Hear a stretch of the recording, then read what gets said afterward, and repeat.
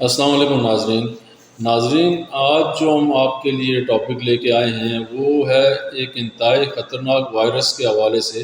آج کل لاہور میں ایک خوف و ہراس کی کیفیت ہے اور نیگلیریا وائرس کی ایک خوف ہے، اس نے خوف مچایا ہوا ہے، اس کی وجہ سے لوگ کافی بیمار بھی ہوتے ہیں۔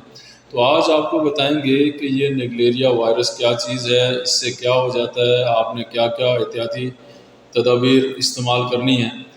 تو یہ نارملی ایک وائرس کی ایک قسم ہے اور یہ بظاہر صاف دکھنے والے پانی میں بھی ہوتا ہے۔ اکثر یہ جو کھڑا پانی ہوتا ہے اس میں ہوتا ہے، جیسے سوئمنگ پول ہو گیا، جھیلیں ہو گئی، اسی طرح جو کھڑے پانی ہوتے ہیں ان میں یہ پایا جاتا ہے۔ اور اگر یہ جو پانی ہے اس میں اگر نہایا جائے تو یہ ناک کے ذریعے جسم میں داخل ہو جاتا ہے اور پھر یہ جو متاثرہ شخص ہے اس کے دماغ پر اٹیک کرتا ہے اور دماغ کی سوزش جیسے مرض میں مبتلا ہو جاتا ہے آدمی۔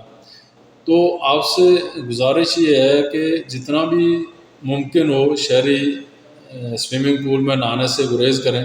اچھا، اس میں جو چیزیں ہو جاتی ہیں، جو انفیکشن ہو جاتے ہیں، اس میں جو علامات ہوتی ہیں، اس میں بخار ہو جاتا ہے، الٹی ہو جاتی ہے، جھٹکے لگتے ہیں آدمی کو زور زور سے، سر میں درد ہو جاتا ہے، گردن اکھڑنا شروع ہو جاتی ہے اور غنودگی ہو جاتی ہے۔